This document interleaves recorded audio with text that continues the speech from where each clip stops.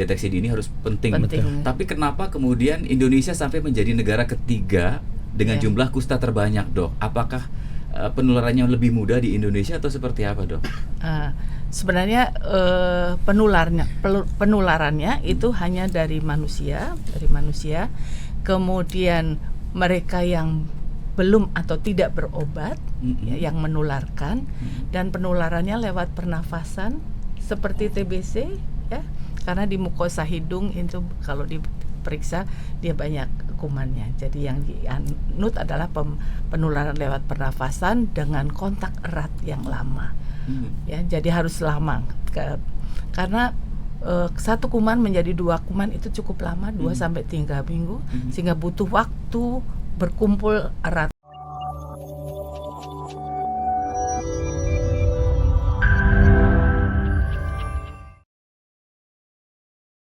Pak Agus, cerita sedikit boleh nggak? Tadi saya singgung, ini saya dapat bocoran dari Pak Agus kalau tadi saya bilang kita peringkat ketiga. Jadi persisnya gambaran kusta di Indonesia seperti apa, Pak Agus, sebagai gambaran awal untuk sahabat Sonora nih? Baik, terima kasih sahabat Sonora sekalian. Mas Yudi, terima kasih. Betul bahwa kasus kusta global itu kira-kira sekitar 200.000. India itu memiliki kasus terbanyak di dunia, nomor 1-nya, kemudian Brazil nomor 2, dan Indonesia masuk sebagai negara dengan jumlah kusta terbesar ketiga di dunia. Saat ini sebenarnya kasus rata-ratanya kalau kita hitung dari data yang masuk, Indonesia itu punya sekitar 2023 itu sekitar 14 ribuan lebih. Tahun 2024 sebenarnya datanya belum final, tapi sekitar 14.000 masih sama. Tetapi saya harus bilang kepada sahabat Sonora sekalian, sebenarnya kasus itu sangat besar potensinya underreporting. Jadi lebih dari jumlah yang tercatat. Yang belum terlaporkan, yang belum tercatat jauh lebih banyak ya, Dok? Ya, bisa jadi beberapa tahun lalu NLR dengan kawan-kawan di Kementerian Kesehatan kan ada tim kerja NTDs, Neglected Tropical Disease, bersama dengan kawan-kawan dari Oxford University Clinical Research Unit (OCRU), itu sedang berdiskusi nih, mencoba membuat modeling kira-kira berapa sih kasus, estimasi kasus yang sebenarnya. Prediksinya kira-kira 100% dari jumlah yang sekarang ada. Jadi kalau ketemu 14.000, bayangkan berarti sekitar ya. Sekali lagi itu data belum valid. Karena masih sekali lagi yang data sekarang muncul itu kan laporan dari puskesmas naik ke kabupaten terus terkumpul ke Kemenkes. Ada misalnya di lapangan kita temukan dari Dr. Ning dan kawan-kawan kami yang kerja di lapangan, yang dicatat itu adalah mereka yang sudah diberikan terapi MDT, pengobatan. Kalau misalnya kebetulan di daerah tertentu ketemu ini, tetapi obat belum diberikan, kadang-kadang belum dilaporkan.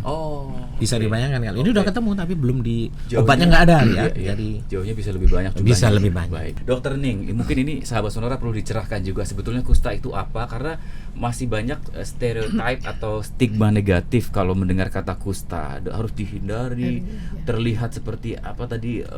Bagaimana sih, Dok, sebetulnya menakutkan dan lain sebagainya gitu, Dok?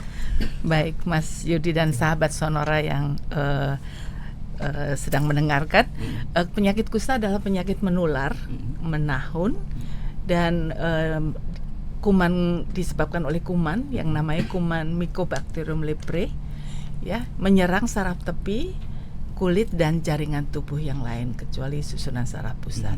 Ya.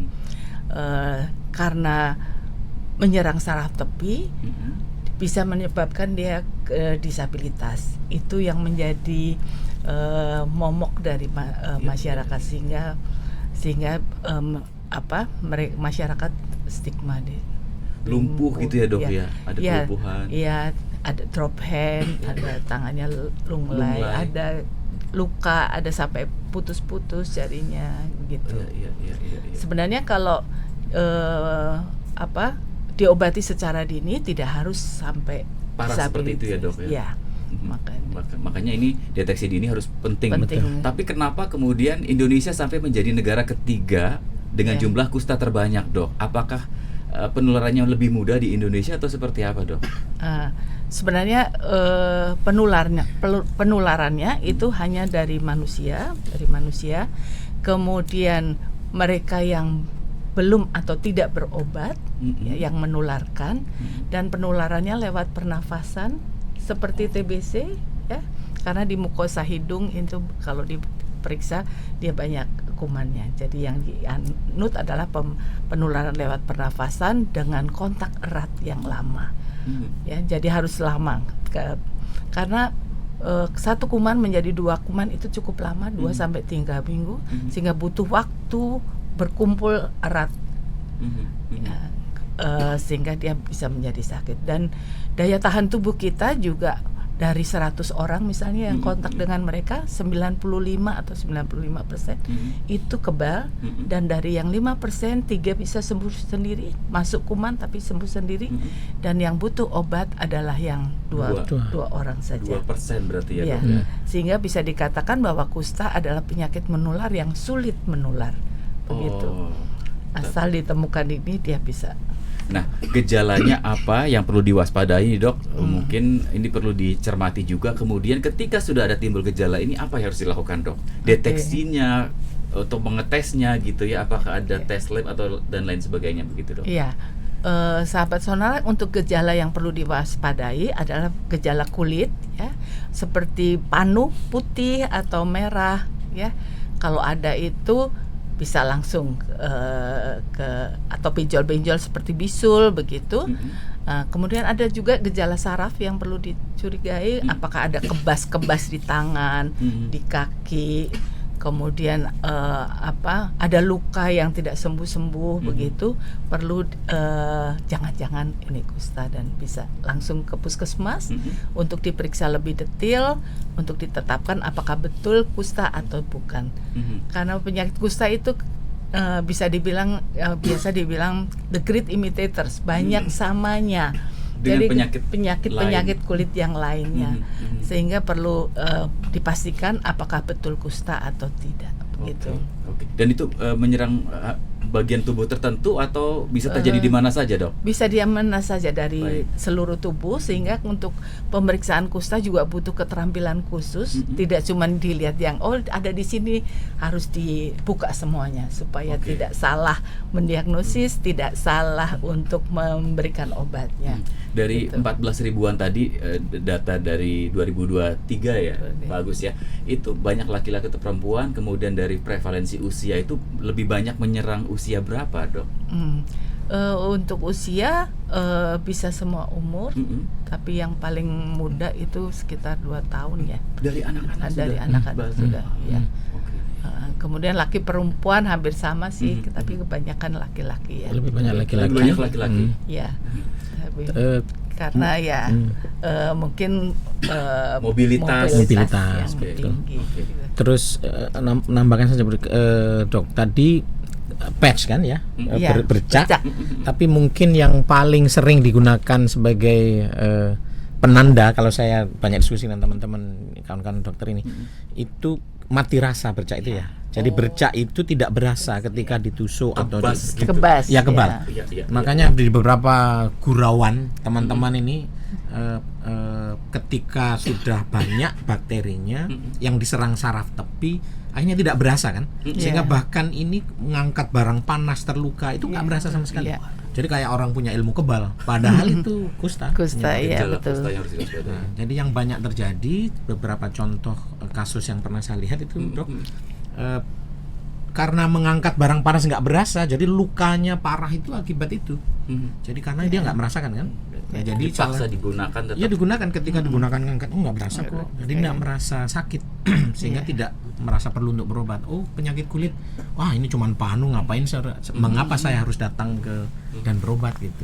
Akhirnya bayangkan kalau bandingkan dengan TBC, kalau orang kena TB mengganggu sekali itu kan. Betul. Batuk terganggu, akhirnya datang. Kalau ini tidak merasa, aktivitas masih bisa ini, sehingga ini juga menjadi salah satu penyebab kenapa Kenapa tidak langsung keinginan mencari bantuan pengobatan. pengobatan health seeking behaviornya itu relatif rendah umumnya. Kalau wilayah gitu yang paling banyak berpotensi orang bisa terkena kusta tuh seperti apa, Dok, ciri-cirinya, atau ada ciri khusus atau bisa terjadi di mana saja? Ya, sebenarnya yang punya resiko tinggi itu kalau ada pas satu dalam keluarga berarti keluarganya yang kontak erat. Ya, itu beresiko. Ya, berisiko itu mempunyai risiko kira-kira 8 kali. Kemudian tetangganya, ya tetangga itu punya resiko sekitar 4 kali. Dan kalau kontak sosialnya, kontak sosial itu yang mereka berhubungan erat sekitar 20 jam per minggu. Kalau anak sekolah berarti teman sekolahnya, kalau dia bekerja teman sekerjanya, itu yang mempunyai resiko untuk tertular. Sehingga kalau ada satu pasien, petugas harus melakukan tata laksana kontak. Di serumahnya diperiksa, apakah sudah tertular tetangganya dan seterusnya, begitu. Baik. Dan Saya ada juga tambahkan ya, Dok, wilayah tadi kan. Sekarang ini ada sekitar 12 provinsi ya terakhir itu yang masih paling tinggi. Ya, yang masih ada kusta, belum eliminasi. Sekitar 124 kabupaten kota yang belum mencapai eliminasi. Itu pun hitungan lama ya. Public health elimination kurang dari 1 per 10.000 penduduk. Tapi WHO punya cara baru ini untuk menentukan ini eliminasi. Eliminasi itu bukan hilang 100%, tapi WHO menggunakan interruption of transmission istilahnya. Pemutusan penularan. Jadi indikatornya WHO sekarang harus tidak ada kasus terjadi pada anak di tempat itu selama 5 tahun. 5 tahun. Itu fase 1. Fase 2-nya tidak ada kasus anak 5 tahun dan tidak ada kasus asli dari situ. Dewasanya. Untuk dewasa dan semuanya dalam 3 tahun berturut-turut. Itu fase 2. Baru kemudian dianggap eliminasi. Kalau 10 tahun berturut-turut nggak ada kasus, ataupun kalau ada sporadis ya. Yang asli itu kenapa? Misalnya di DKI Jakarta sekarang ada kasus masuk, tapi orang bilang jangan-jangan ini orang dari luar yang sedang berobat di RCM dicatat di Jakarta. Belum nanti itu. Nah, kalau dari jumlah, Mas Yudi sampaikan ini penting untuk sahabat sonora sekalian. Jawa itu paling tinggi loh dari sisi jumlah. Jawa Timur nomor 1, Jawa Barat nomor 2, Jawa Tengah nomor 3, Banten, Sulawesi Selatan, baru kemudian semua yang Indonesia Timur. Justru Jawa ya. Jawa karena jumlah penduduk lebih banyak. Kita bilang eliminasi sudah, kalau dihitung 1 per 10.000 penduduk sudah masuk eliminasi. Tapi kasus masih banyak dari sisi jumlah, dan ini terus kalau nggak dicari ini akan terus menular.